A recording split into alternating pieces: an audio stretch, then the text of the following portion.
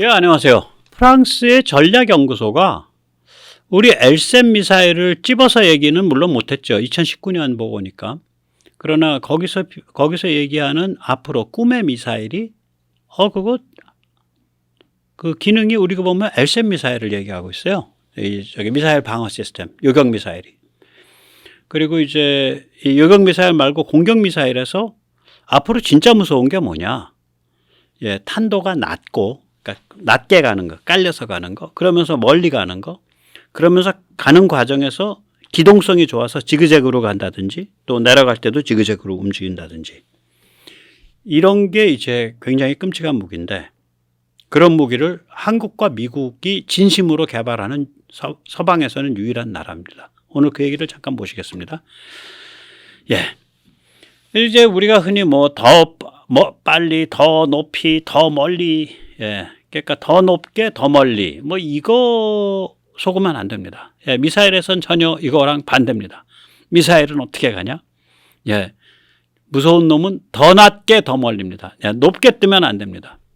그래서 이걸 저는 납작탄도라고 불렀습니다. 납작탄도. 탄도가 납작하다 이거죠. 깔려있다 이거죠. 낮은 탄도다 이거죠. 이 탄도에서 정점을 영어로 apogee라고 부릅니다. 이 정점이 100km 미만인 겁니다.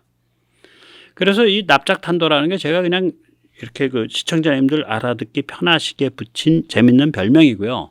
실제로 정식 명칭이 있습니다. 유사탄도, quasi ballistic, 또 눌렀다, 억제됐다. 그래서 suppressed ballistic, 누른 탄도. 또 심지어는 그 100km 이하의 영역에선 공기가 꽤 있기 때문에 공기탄도, 에어로발리스틱 그렇게 부릅니다. 특징이 뭐냐? 조종 날개를 좀 갖고 있는 경우가 많아요. 자, 이제 저기를 보십시오. 예, 저기 우리 저기 현무투 C입니다. 이게 그림에 나와 있는 게 현무투 C를 보면 예, 저 중간에 저렇게 귀처럼 나와 있죠. 저게 지금 그 추진부 부스터가 안 떨어져 있는 상태니까 저게 귀로 보이지 저 밑에 두툼한 부스터가 떨어지고 나면 저게 꼬리 날개입니다. 조정 꼬리 날개예요. 컨트롤 서피스라 그래요. 저거를 가지고 수직 그러니까 위아래 수평 양옆 이거를 기동을 조절할 수가 있어요. 이걸 이제 머누버러빌리티라 그러거든요. 그러니까 이게 이제 지그재그 조정이 되는 거죠. 위아래로 지그재그 양옆으로 지그재그. 이렇게 되면 좀 고라파져요. 그래서 북한의 탄도미사일 중에 우리한테 제일 겁나는 미사일이 이스칸더 계열입니다. KH-23. 이게 화성 어쩌고 저쩌고 나가는 거죠. KH-23. 한국에서는 이게 현무투 C, 특히 현무투 C가 이렇고요. KT-SSM이 이렇습니다. 미국에서는 이게 아타킴스입니다. 아타킴스가 이런 미사일들이 이스칸더 계열, 북한의 KH-23, 한국의 현무투 C, KT-SSM, 그 다음에 아타킴스 이게 다 말하자면 납작탄도로 날아가는 그런 종류의 탄도미사일입니다. 그러니까 정점이 100km 미만이에요. 훨씬 미만이에요. 이렇게 납작탄도를 타는 이런 종류의 단거리 미사일 중에 세계 최강 중에 하나가 우리 현무투 C입니다. 공식 사거리가 1000km입니다. 이거는 어마무시한 사거리입니다. 예. 미국도 이런 납작탄도 타는 걸로 1000km 아직 없습니다. 미국은 그 필요를 못 느껴서 안 만들었습니다. 거기다 탄두도 무지막지합니다. 현무투 C가 최소 500km고요. 이게 공식적으로 얼마인지 몰라요. 1000km도 될 수 있어요. 500km와 1000km 사이 정도 될 겁니다. 탄두가. 살벌한 무기죠. 굉장히 살벌한 무기입니다. 현무투 C는. 예.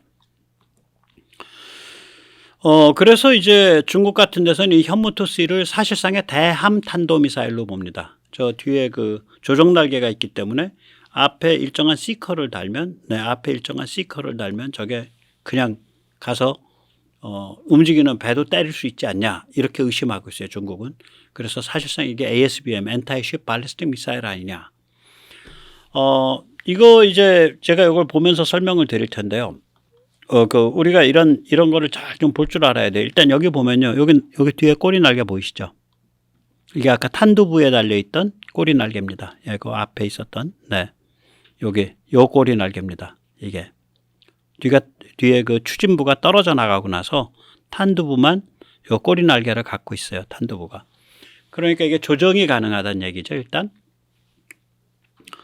그 다음에 여기서 보면 이게 이제 그 유명한 홀인원이죠. 그러니까 들어간 구멍에 또 들어가는 거. 그건 뭐냐? 예. 적외선 IIR을 갖고 있다는 얘기예요. 10중 8구. 먼저 들어갈 때 열을 발생했을 거예요. 그 구멍이. 열이 무지하게 뭐 한 몇백 도 이상 나오죠. 그 순식간에 쫙 긁고 들어가니까. 뒤에 애가 그걸 적외선 탐색기로 보면서 들어갔을 거예요. IIR을 저는 갖고 있다. 이게 적외선 탐색기를. 레이더는 너무나 쉽고 당연히 갖춰야 되는 거고요. 관성악법, INS, GPS는 당연히 가지고 있어야죠. INS는 관성이고요. GPS는 이제 우리가 보는 내비게이션 하는 그 상용 GPS 우리는 그걸 쓰죠. 이거 두 개를 보통은 INS over GPS 이렇게 슬래시를 중간에 긋습니다. 이게 슬래시를 긋게 되면 영어에서는 무슨 의미를 가지냐?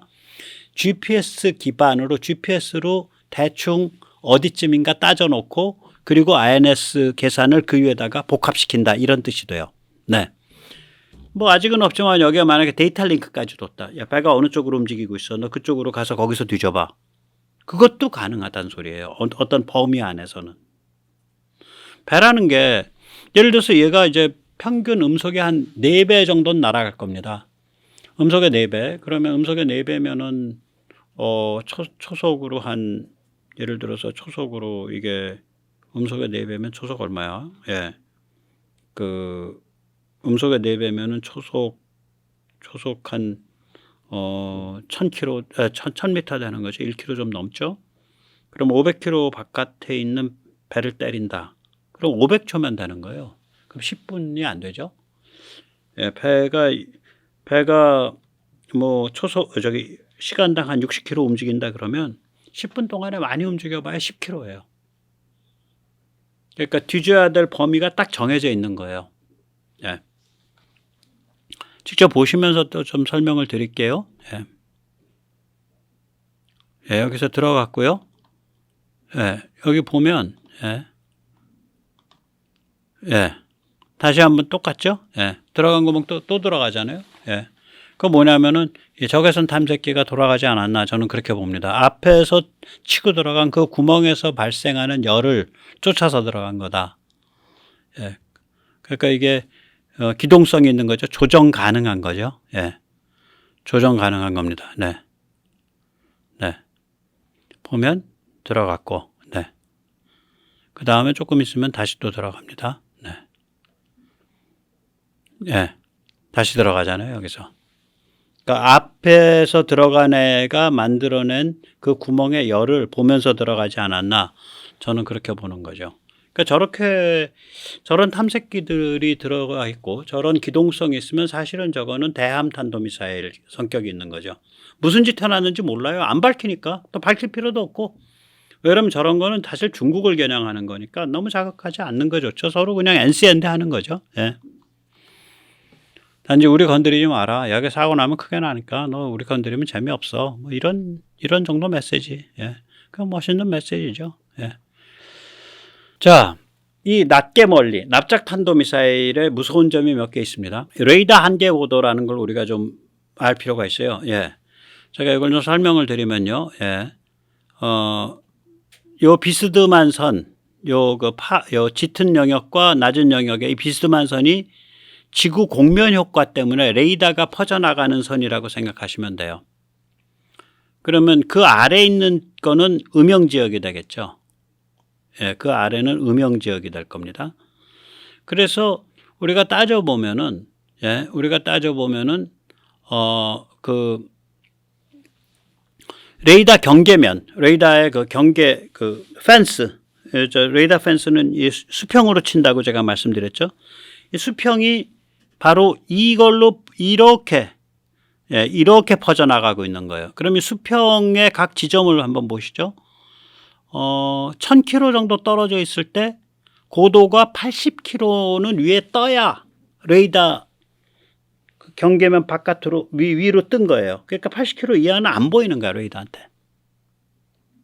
1000km 거리에서는 79km만 안 보이는 거예요. 그 다음에 예를 들어서 고도가 한 70km쯤 된다. 예, 그러면 950km 되지 않으면 950km에서는 고도가 70km보다 낮으면 안 보이는 거예요, 레이더한테. 뭐 예를 들면 거리가 한 500km 된다. 500km 된다. 그러면 고도가 최소 20km보다 높아야지 되는 거지. 20km보다 고도가 낮으면 안 보이는 거예요. 그럼 이제 조금 더 내려가 보죠. 예. 만약에, 예.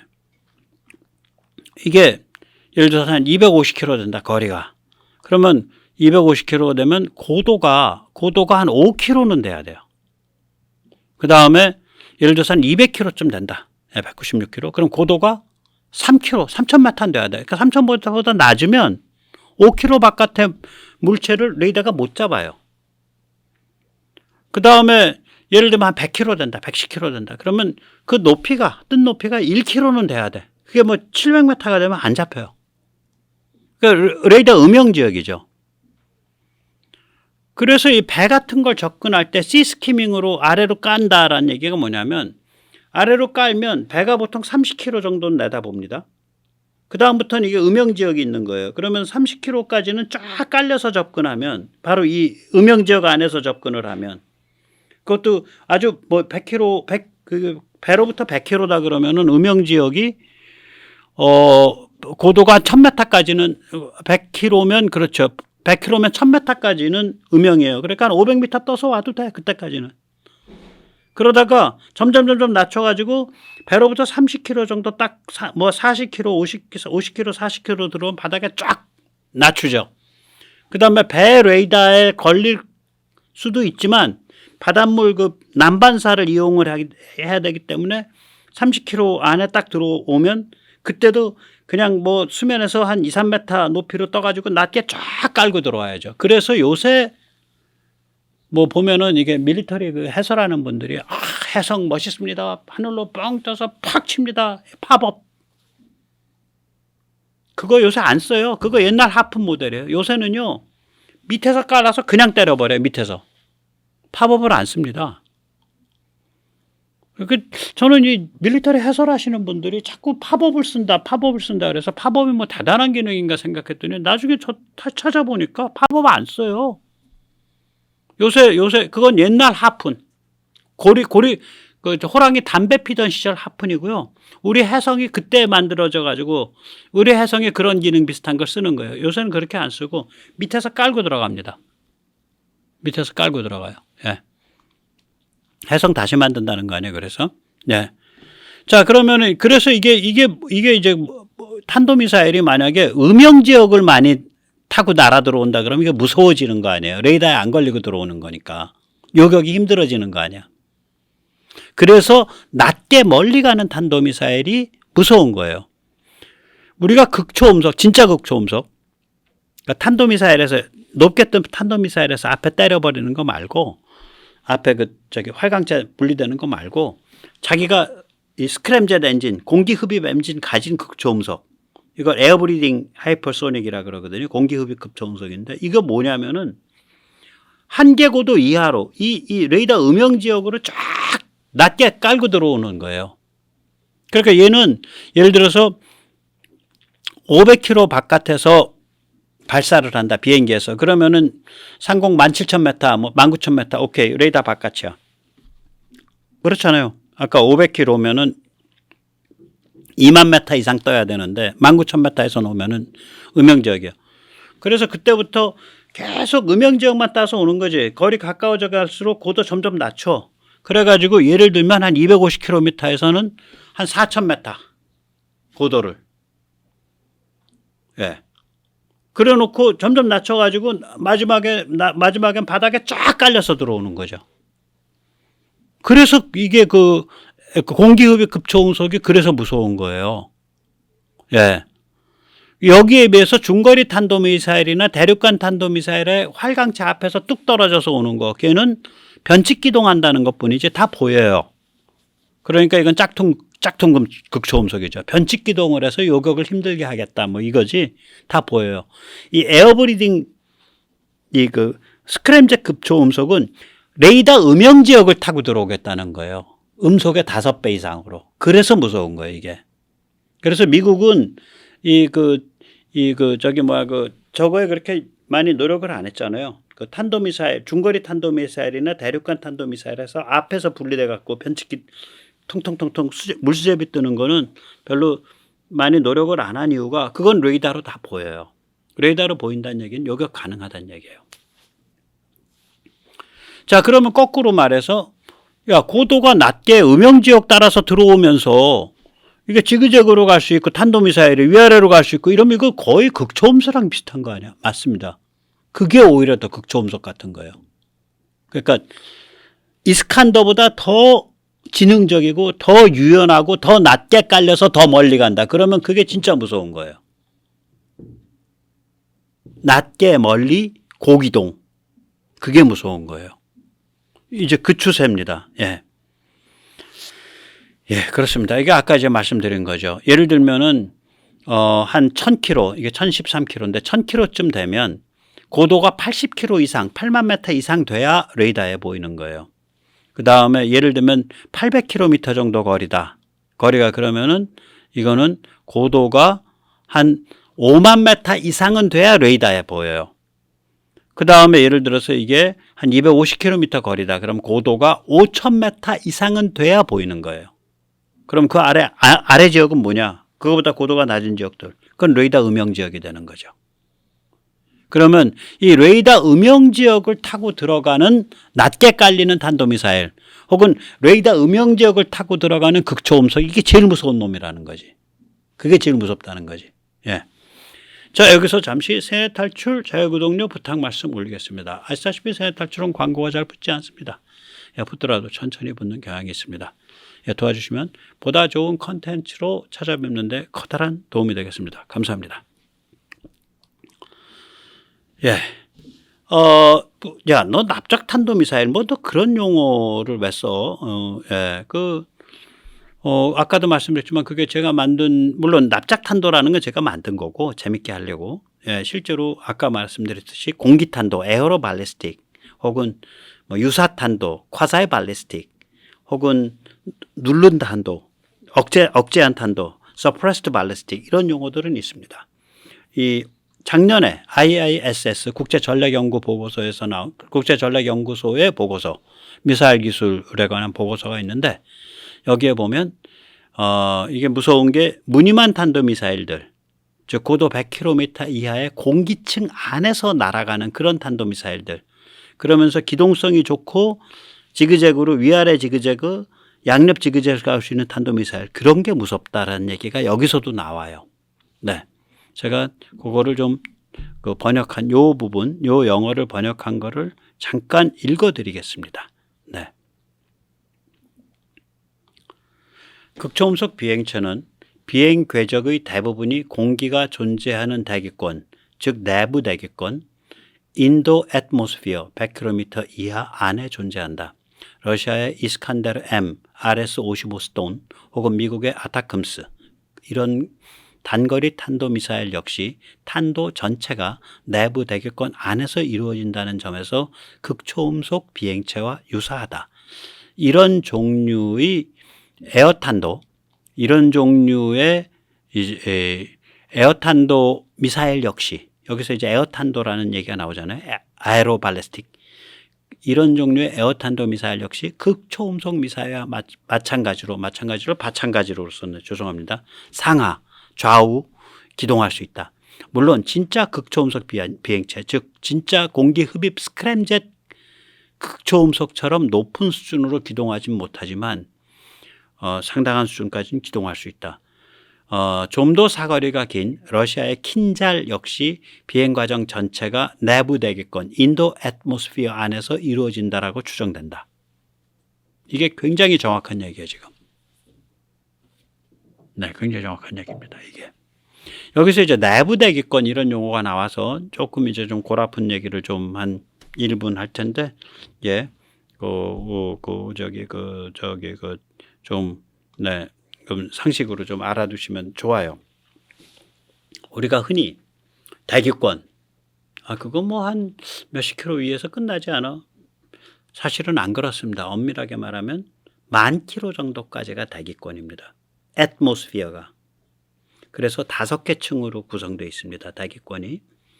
하나는 대륙권, 즉 찬 공기와 더운 공기가 빙글빙글 돌면서 태풍도 만들어내고 못도 만들어내고 뭐 바람도 만들어내고 이게 대류죠. 이게 트로포가 뒤섞는다란 뜻이래요.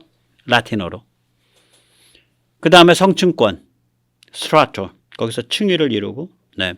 저기서 성층권에서 아마 이온이 많이 걸러질 겁니다. 저게 한 50km까지 올라갑니다. 그 다음이 중간권, 메소스피어가 있습니다. 예, 저 스피어는 다 띈 거예요. 앞에 그 라틴어 앞대가리 접두사만 썼습니다. 중간권, 메소스피어. 저기서 이제 별똥별, 유성이 형성이 됩니다. 그게 한 85km, 90km까지 올라갑니다. 그 다음에 열권, 더모스피어. 저기가 690km까지 올라가고 저궤도 위성이 다 열권에 깔려요. 그러니까 위성은 우주에 있기도 하지만 동시에 대기권 안에서 돌아갑니다. 저궤도의 위성은. 그 다음에 외기권, 엑소스피어. 저게 10,000km 정도까지 올라갑니다. 예. 그러니까 이렇게 깔리는 거죠. 외기권, 열권, 중간권, 성층권, 대륙권. 외기권인가가 이온만이 한다 그러던가 뭐 그래요. 예. 자, 그러면은 이걸 크게 나눠서 아까 내부 대기권이라는 용어가 나왔잖아요. 인도 애트모스피어. 인도라는 건 내부란 소리고요. 인도 애트모스피어는 대개 중간권까지를 뜻합니다. 85km 정도. 85km, 뭐 90km까지. 여기는 공기가 있습니다. 꽤 있어요. 그리고 이 거의 진공 대기권이 이건 제가 만든 거예요. 니어 버큐움이라는 단어는 있는데 이게 완전히 진공은 아니에요. 거의 진공이에요. 이 열권과 외기권은. 그러니까 완전 진공이 아니니까 우리가 대기권, 애트모스피어로 쳐주는 거죠. 이게 거의 진공 대기권인데 니어 버큐움 애트모스피어인데 사실 거의 진공과 진배 없는 상태죠. 이것과는 상당히 달라요. 중간권은. 우리가 유성이 왜 불타겠어요? 공기가 있어서 마찰열이 있는 거 아니야. 공기가 있는 거예요. 유성이 만들어진다. 유성이 탄다는 얘기는 공기가 있다는 소리잖아요. 그래서 이 내부 대기권은 상당한 공기가 있는 거예요. 상당한 공기가 있기 때문에 조종 날개가 먹혀들어요. 물론 조종 날개를 조종을 더 기민하게 해야겠다. 그러면 축출력기를 써야지. 우리 LSM은 중간권에서 날아가서 중간권에서 요격하지만 방향을 급가동시키기 위해서 축출력기를 아주 정교하게 사용하죠. 그 아래는 축출력기 그렇게 많이 안 써도 돼요. 성층권까지 하는 거니까 40km까지 요격하는 패트리엇 같은 건 축출력기 그렇게 안 쓸 겁니다. 없는 걸로 제가 알거든요. 아니면 좀 가르쳐 주세요. 그러면 고도 100km까지를 얘기를 보통 하는데 이거 왜 그러냐? 일단 여기가 카만 라인이 있죠. 카만 라인은 지금 뭐 국제법으로 정해진 건 아닌데 영공 상한선을 대개 한 100km 상공까지로 봅니다. 그러니까 만약에 한 600km 상공으로 중국 인공위성이 지나갔다. 우리 영공 침범이 안 되죠. 그래서 보통 이제 국제법상으로 얘기되는 게 고도 한 100km까지를 영공 높이로 하면 될 것 같고 그 다음에 인공위성의 최저 고도는 한 160km 정도. 그래서 중간에 60km 갭을 두면 될 것 같다. 뭐 그런 얘기들이 되고 있어요. 그런데 이 고도 100km란 수치가 내부 대기권의 상한선, 즉 중간권의 상단 경계면과 거의 숫자가 같잖아요. 예. 그리고 이거는 여기에는 상당한 공기가 있는 층이고 그거보다 위가 되면 거의 진공, 니어 버큐움 대기권이 되죠. 여기서 잠시 조금 더 이제 학문적인 혹은 어떤 호기심을 제가 좀 충족시켜 드리려고 단어 2개 조심하시라 이 말씀을 좀 드리고 싶죠. 이걸 좀 라틴어 아시는 분들은 인도, 익소 뭐 이런 그 접두사를 아세요. 오케이. 그럼 외기권이 엑소스피어니까 내기권이라는 단어도 있는 거 아니야? 인도스피어도? 예, 없습니다. 인도스피어는 이쪽에서는 없고요. 생물학, 지학에 있어요. 지구 내부를 인도스피어라 그래요. 지각 내부 용암 있는 거. 지구 핵. 그러니까 전혀 의미가 달라져요. 그래서 인도스피어라는 단어는 이 미사일 따질 때 쓰시면 큰일 납니다. 엑소스피어라는 단어는 쓸 수 있어요. 이게 엑소스피어에서 그러니까 700km 위 뭐 이런 상공에서 요격하는 미사일이 있죠. 요번에 몇 조를 주고 이스라엘로부터 사실은 이스라엘과 미국의 공동작품인데 공동 개발한 에로3를 독일에서 도입했죠. 그게 엑소스피어 요격이에요. SM3도 엑소스피어 요격이 가능하죠. 되게 이제 거리가 긴 이란 같은 데서 유럽으로 쏘는 미사일을 감지하고 미리 떠가지고 쭉 가서 그 높은 고도에서 때리겠다 이거예요. 엑소스피어 요격은. 예, 그런 컨셉입니다. 네. 그 다음에 이제 또 그러니까 엑소스피어란 단어는 쓰시면 안 된다. 인도스피어란 단어는 엑소스피어란 단어가 있다 그래서 이쪽에 미사일 쪽에서 인도스피어란 단어 있냐 없어요. 인도 애트모스피어가 있을 뿐이에요. 내부 대기권. 인도스피어는 없습니다. 두 번째로 없는 단어가 뭐냐? 인도 애트모스피어, 내부 대기권이라는 단어가 있으니까 엑소 애트모스피어라는 단어도 있을 거 아니야? 외부 대기권이라는 단어도 있을 거 아니야? 없습니다. 이 단어가 없어요. 그래서 제가 만든 거예요. 거의 진공 대기권이라고. Near Vacuum Atmosphere라고. 왜 그러냐면 내부 대기권이 이게 공기가 있는 층이거든요. 버큐움이 아니란 말이에요. 공기가 꽤 있다고요. 있으니까 별똥별이 타지. 운석이. 유성이 타죠. 있으니까. 그러니까 그런데 그거보다 위로 올라가면 한 100km 이상 위로 올라가면 진공이 강해갖고 거의 진공이어서 거기서는 유성이 안 타요. 예.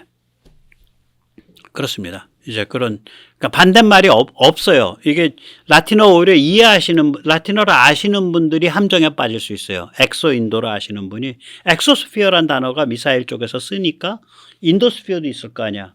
없습니다. 또 인도 애트모스피어라는 단어가 미사일 쪽에서 쓰니까 엑소 애트모스피어라는 단어도 있을 거 아니야. 없습니다. 네.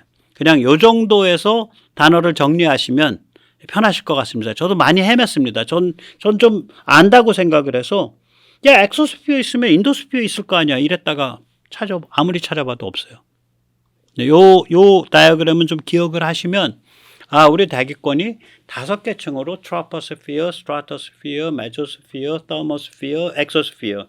우리말로 하면 대륙권, 성층권, 중간권, 열권, 외기권 5개 층쯤으로 돼 있고 이게 한 10,000km까지 끝에 가면 올라가 있고 이 중에서 한 8, 90km까지는 공기가 꽤 있어. 그래서 그거를 내부 대기권이라 부르는데 그게 다시 3개의 층으로 나눠져. 한 10km, 15km까지는 대륙권이고 한 20km까지는 그다음에 한 50km까지는 성층권이고 그다음에 한 85km, 90km까지는 중간권이야. 거기까지는 공기가 좀 있어. 그게 중간권에서 별똥별 그 유성우 내리고 불타는 거야. 그게 거기 열 많이 올라가는 거야. 그 마찰 때문에 공기랑 그 정도 이해하시면 돼요. 그리고 그걸 넘어서 가면 그건 거의 진공이야. 그래서 구태 이름을 열권 외기권을 이름을 붙여서 만약에 하나로 용어로 꼭 한다면 니어 버큐움 거의 진공 대기권이라고 부르면 될 거야. 이 정도까지 하시면은 이 애트모스피어에 대한 기본 컨셉이 생기시는 거예요. 이제 이러면 이제 미사일을 이야기가 좋아요. 미사일이나 이제 MD를 이야기가 좋아요. 왜 그러냐면 가만히 보세요. 패트리어트, 천궁 얘들은 성층권에서 요격하는 걸 목표로 해요. 이 권이 달라질 때마다 이 탐색 방식과 추적 방식이 좀 달라지거든요. 예를 들어서 성층권에서는 측추력 없어도 쫓아갈 수 있어. 이 조정 날개만 갖고. 그런데 중간권 가면 조정 날개만 갖고는 부족해. 어느 정도는 조정이 되는데 방향을 확확 틀으려고 그러면은 그거는 측추력기가 있어야 돼. 옆으로 이렇게 불길 뿜는 거. 10권 가면 또 달라져요. 10권을 가면 적외선 탐색기를 거의 못 쓸 수 있어요. 이거. 왜냐하면 불똥이 막 튀어들어와요. 10권은 전체가 막 몇백 도 온도가 아니라 뜨거운 불똥들이 튀어다녀요. 거기가. 네. 그렇게 이제 대충 보시면 될 것 같습니다. 네.